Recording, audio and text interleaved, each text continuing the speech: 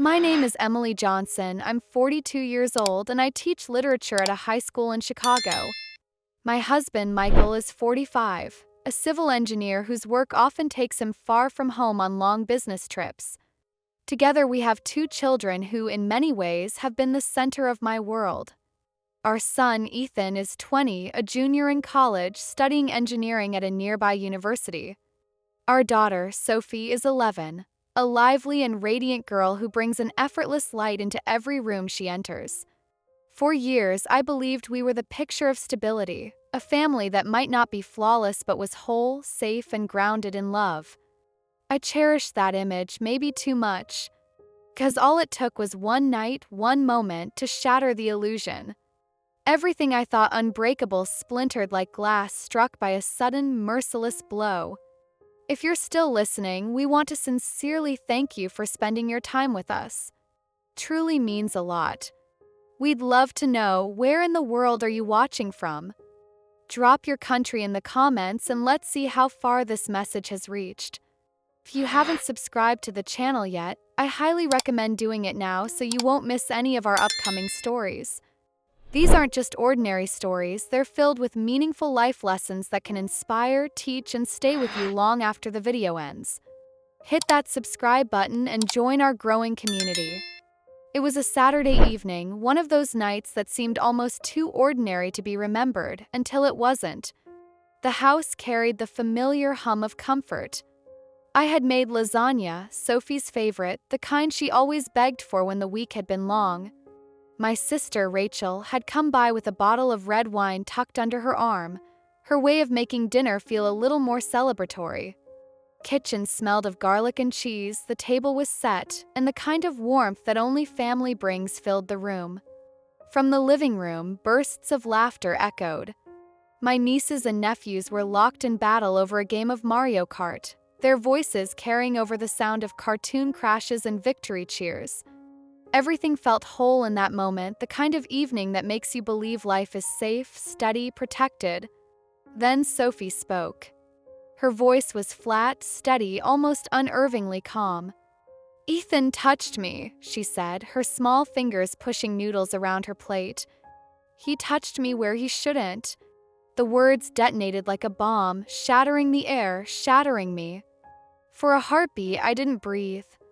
My hand went slack, and the serving spoon I had been holding clattered to the floor, its clang ringing sharp and cruel in the silence that followed. Michael shot to his feet, his face crimson, his chest heaving. "What did you just say?" His voice thundered through the dining room, so raw and violent that Rachel flinched. Sophie lifted her eyes just slightly, then lowered them again, her tone even, detached. "He touched me. Twice. In the living room. When you weren't home." Everything froze. Rachel's words caught in her throat. From the living room, the children's laughter halted mid-game, as if the very house itself understood the gravity of what had been spoken. I heard my own voice trembling, weak and desperate. "Sophie, sweetheart, what did you just say?" She nodded once, as though confirming the weather, not confessing something so devastating. Her eyes stayed fixed on her plate, as if it were safer to watch the lasagna cool than to meet the storm gathering in her father's face. Michael stormed out, his footsteps heavy, his hand shaking as he dialed his phone. His voice came out in a guttural snarl as he barked into the receiver. "Come home! Right now." He didn't wait for an explanation. He didn't need one. I don't remember rising from my chair.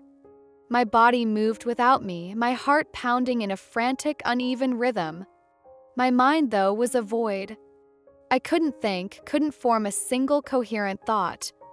All I knew was that my daughter had said something I could not unhear. 25 minutes later, Ethan walked through the door, his backpack still slung over his shoulder. His hair was messy, his expression confused, innocent even. "Mom? What's going on?" he asked, his voice carrying a mix of concern and bewilderment. He didn't get the chance to finish. Michael grabbed him by the shirt and shoved him hard against the wall. "You touched her?" he roared, his spit flying, his face twisted into something almost unrecognizable. "You laid your filthy hands on your sister?" Ethan's eyes widened in shock, his skin draining of color. "What?" "No. No, Dad, I swear I would never." His words stumbled out in frantic bursts, but Michael wasn't listening. With a feral shout, Michael's fist connected with Ethan's face. The sound was sickening, bone against bone, flesh splitting under the force. Blood spilled instantly from Ethan's nose, staining his shirt, dripping onto the floor. He collapsed, one hand clutching his face, the other reaching toward me. His eyes met mine, filled with terror, confusion, pain, and something else, something that burned through me like acid. Betrayal. I couldn't move. Couldn't speak. I clutched Sophie tighter against me, as if holding her close was the only thing tethering me to this earth. My son, my firstborn, stood before me broken and bleeding, begging for my voice, my protection. And I gave him nothing. Michael's rage escalated. He stormed upstairs, ripping open Ethan's drawers, tearing clothes from hangers, shoving books, notebooks, and his laptop into a pile. He hurled everything down the stairs, out the door, onto the cold, unforgiving ground of the front yard. "You're dead to me," he bellowed. "Get out. Don't you ever come back here." Ethan stumbled after him, his voice hoarse, desperate, cracking under the weight of disbelief. "Mom, please, please believe me. I didn't do anything. I swear on my life I didn't touch her." I pressed Sophie against my chest, rocking her slightly, whispering empty assurances into her hair. I didn't lift my head. I didn't look at him. "Mom!" Ethan screamed again, his voice shattering, his tears mixing with the blood on his face. "Please, just listen to me." But I stayed silent. My arms tightened around Sophie as if she were the only child I had left. Rachel stood frozen, her hand clamped over her mouth, her eyes darting between us, horrified but paralyzed. Cousins huddled in the living room, their game forgotten, their small faces pale with confusion and fear. Beside, the pile of Ethan's belongings grew, books spilling open onto the driveway, clothes soaking in the dew, the glow of his laptop screen flickering before the battery died. Michael locked the door behind him, his chest heaving, his face streaked with sweat. He changed the locks the next morning. By Monday, he had canceled Ethan's tuition payments, cut off his accounts, erased his presence from our household records. It was as though Ethan had been erased from our lives, scrubbed out of existence, a ghost we were forbidden to name.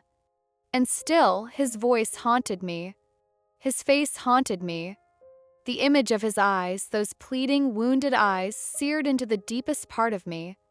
I told myself I was protecting Sophie. I told myself I had done what any mother would do when forced to choose between children. But no matter how many times I whispered that lie into the silence of the night, it never filled the hollow inside me. Because the truth was simpler, colder. I had abandoned my son. And nothing, not the warmth of Sophie's hugs, not the reassurance of Michael's anger, not the comfort of Rachel's silence, could erase the void that swallowed me whole that night. The night everything broke. The months that followed felt like walking through a fog I couldn't ever pierce. Days passed with the mechanical rhythm of school bells and lesson plans, but nights were when the house dissolved into fragments and I was left to gather them. Sophie continued to laugh and play in the daylight, her bright little body running through the rooms, the same squeal when she won a round of Mario Kart, but the sound of her laughter no longer filled me with comfort. Instead, it ricocheted off the empty spaces Ethan had left behind, and every giggle felt like an accusation. I started dreaming of him, vivid and naked in their cruelty. In those dreams, he lay on the floor, blood pooling around him, eyes blackened with confusion and betrayal. He stared at me and asked, with a voice that was all hurt and accusation, "Why didn't you believe me, Mom?" I would wake up gasping, sweat clinging to my nightgown, my heart punching at my ribs as if it wanted to flee my body and find him. The house around me would be still, Michael's breathing an even, indifferent metronome. He never spoke his name. If I dared to mention Ethan, He glanced at me with a flatness so cold it turned my stomach. "He's not our son anymore," he would say, and the sentence had the finality of a verdict. Then the accident happened, a thing so cruelly arbitrary it made my head spin when I tried to name it. Sophie and one of her cousins were on their way to dance class, two 9-year-old bodies shoulder to shoulder, chatting about choreography and princesses when a driver ran a light. Cousin died at the scene. Sophie was thrown forward, her body a map of sudden violence, blood, unresponsiveness, the frantic chorus of EMTs. By the time I reached the hospital, my hands were shaking so badly the receptionist had to take my insurance card. The doctors were blunt, the way professionals are when there's no good language left for bad news. Her left kidney is severely damaged. There's internal bleeding. We need to operate now. She may require a transplant. The words fell like stones. I sat in the ICU with the smell of antiseptic in my nose, staring at the small figure beneath the plastic veil of machines, at tubes that tethered her to life, at the pale cardboard bracelet with her name on it. Michael stood across the bed, rigid and motionless, like a statue of grief or like someone who had no intention of being moved. When Sophie woke, it was late and the room hummed with the aftersound of the night. Her voice was a thread, small and fragile. "Mom, do you think there's a heaven? Do bad people go there if they say they're sorry?" The innocence of the question cracked the last of my composure. I took her hand and forced my voice to steady. "Why would you ask that, love?" She blinked, eyes clouded with pain and something older than her years. "Because I did something very bad. I lied about Ethan. He didn't touch me. I was mad because he wouldn't let me use his iPad, so I made it up to punish him. I didn't think it would go so far. I was scared and didn't know how to tell the truth." Confession came out like a slow, leaking thing. Tears carved tracks down her small cheeks. "I killed him," she sobbed. "And now I'm going to die." Hearing a child say she had killed your son is a violence I have no language for. I folded around her like some useless shelter and tried to comfort her, to tell her that nothing would happen, that doctors could fix the kidney, that promises exist even when the world feels frayed. But the grief that ravaged me wasn't for the child in this bed. It was for the other child, for Ethan, the betrayed look in his eyes, the blood on his shirt, my silence that night when he begged me. I had protected one child with a zeal that erased the other, and now I wanted nothing so much as to crawl out of my skin and find him and ask forgiveness for what I had done. I told Michael everything. I told him the words Sophie had said in the hospital room, the details of her confession, the exact way she had phrased it. He listened with that same glazed composure he had adopted since that terrible night. After a long pause, he said only, "We won't condemn her. It's done." His shrug was less a comfort than an erasure. I could not abide that emptiness. The silence that had kept Ethan out of our lives felt like another wound. So I searched. Ethan's phone had been cut off, but he had a social media presence, a thin, neglected profile, messages unopened, photos that had not been touched in months. I scrolled through images of him at graduation practice, of him laughing with friends, of the campus lawn where he had walked into adulthood. My fingers typed, deleted, typed again. Finally, I sent a message that felt like a supplication, telling him about the accident, about Sophie's confession, about the possibility that she might need him. I did not beg for forgiveness, how could I? I only begged him to come for Sophie. 3 days passed like a small personal apocalypse. Ring of the phone made my heart leap, then fall. Then a reply, "You hurt me so much. I don't know if I can forgive. But if she's as bad as you say, and if she's dying, I'll come one last time." When he arrived at the hospital, I barely recognized the shape of him. He was thinner, hoodie pulled up, hair unkempt, like a flag that had been left too long in the weather. His face was rimmed with shadows that had nothing to do with lack of sleep. He moved like a man carrying a weight too private to set down. I wanted to run to him, to take him into my arms and promise that I would spend my life trying to undo what we had done. But my feet were leaden, my mouth closed. I felt like a criminal waiting to be sentenced. He entered Sophie's room slowly, stopped at the doorway, and looked at the child who had once been his sister in the simplest, most unadorned ways. Sophie's apology poured out, stuttering, pitiful, raw, but Ethan's face was a map of complicated things: pain, relief, something like compassion returning in the edges. "I can't forgive fully," he told her, voice flat as a blade. "But there is a part of me that does." He took her hand for a few minutes, fingers pressing where small fingers meet the life they've lived. For a moment I saw him soften, just a flicker, and then he pulled away. He did not look at me when he left. He did not speak to Michael. Before he walked out, he said only one thing to me, and it was both a promise and a wound: "If there's a funeral, I'll be there. But don't expect anything else." Those words stayed with me long after the door closed and the corridor swallowed his figure. They were not mercy. They were not reconciliation. They were the measured, cautious steps of a person trying to survive an injury inflicted by the people who should have loved him most. I thought of all the small, ordinary days we had: Ethan packing his backpack in the morning, his laugh over a shared joke, and how carelessly we had traded them away for a certainty that turned out to be an illusion. In the days that followed, the hospital became a theater of waiting. Sophie recovered slowly, surgery successful, kidney scarred but functional for the moment.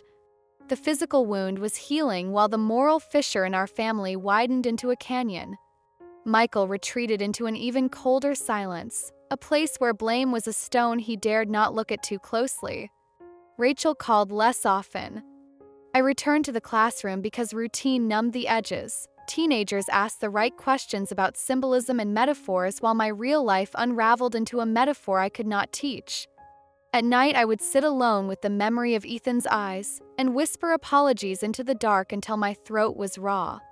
I started visiting the campus where he had once spent hours, walking the paths we had once driven him down, standing outside the dorms where his backpack had been.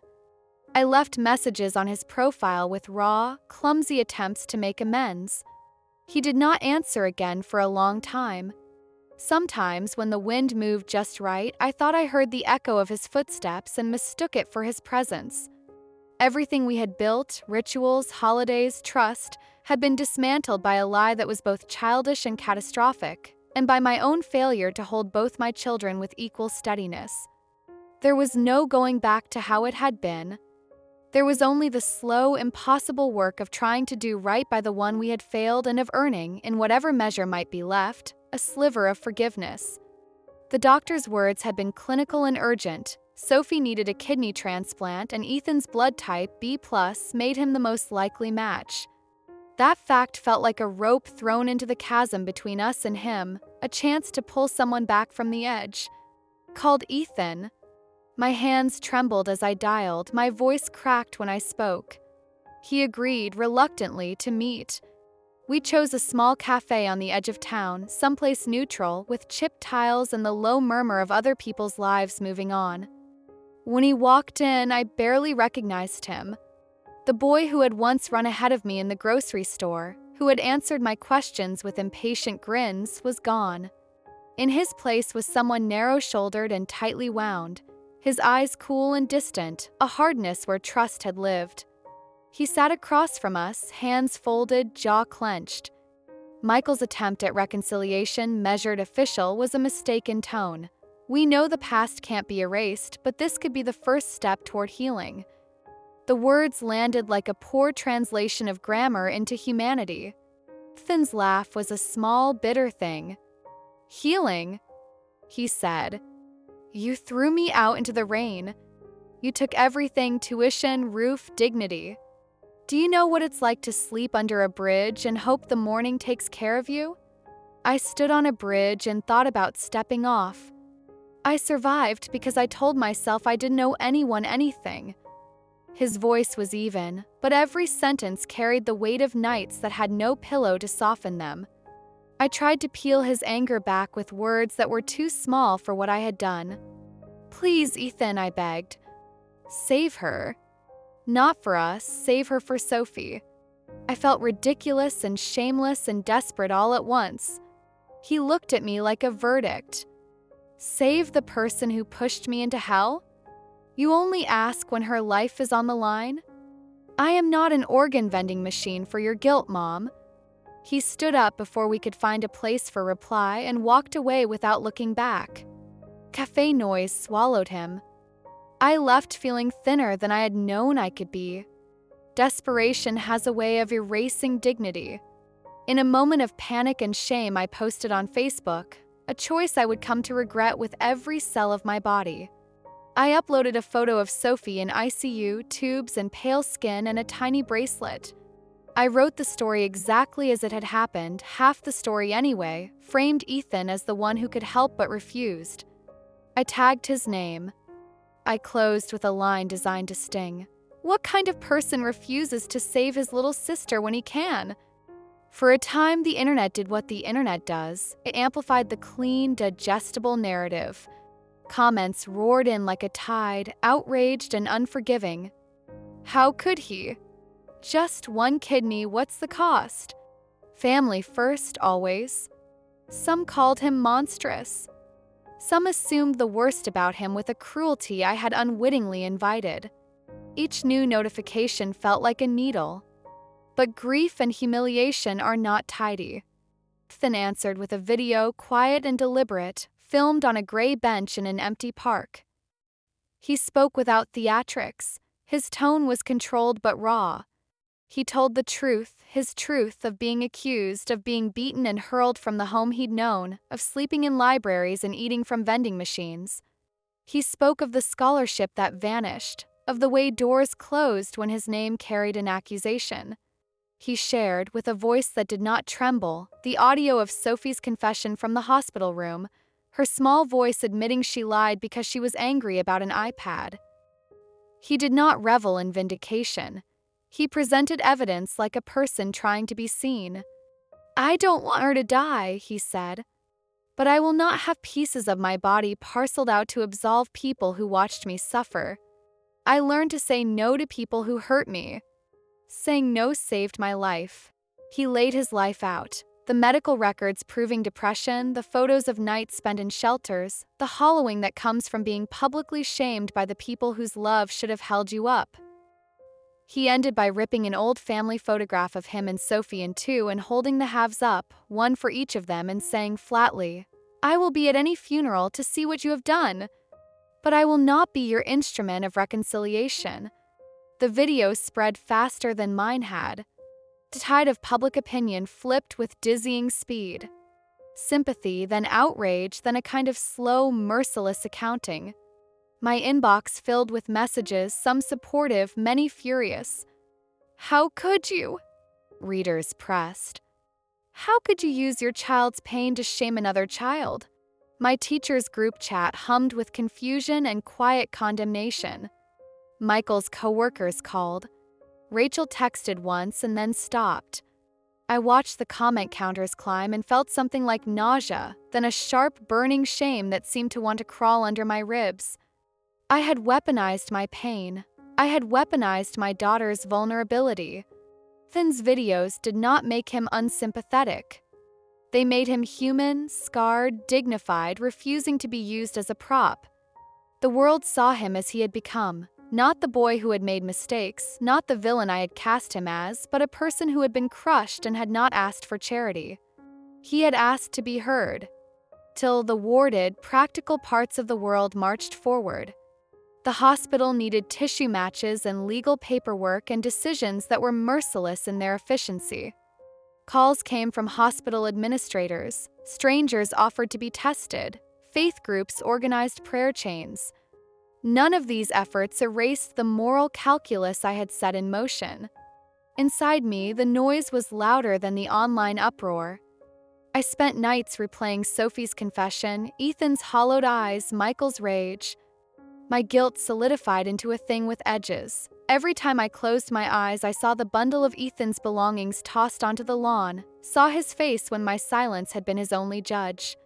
Public condemnation stung, yes, but what killed me more was the private knowledge that I had chosen the easier allegiance in a flash, and it had destroyed someone I loved.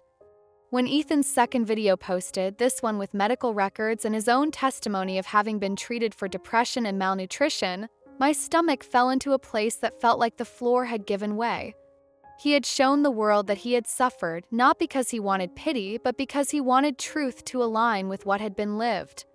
He did not ask for revenge. He asked for accountability and an end to being used as a narrative device.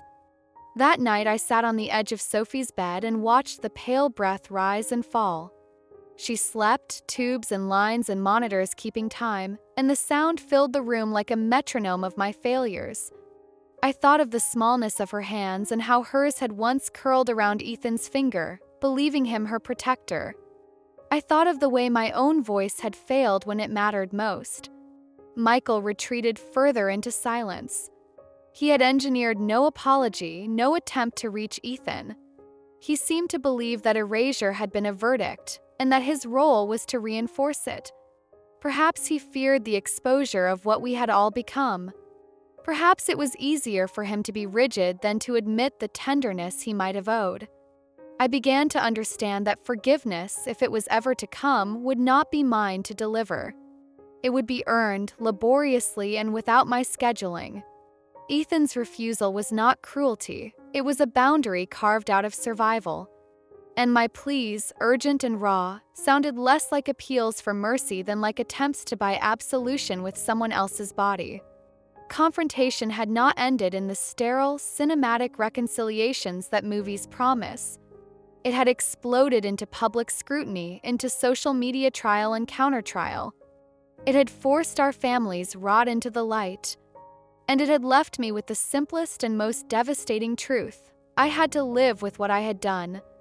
I had to try, if trying could be called that, to repair the harm without asking for shortcuts that belonged to someone else. When morning came, the hospital phone rang with no new answers.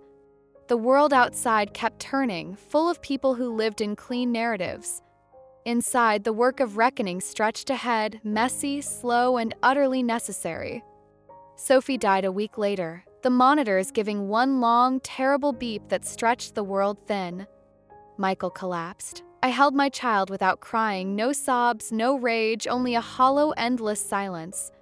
The funeral was cold. Relatives kept their distance as if grief were contagious.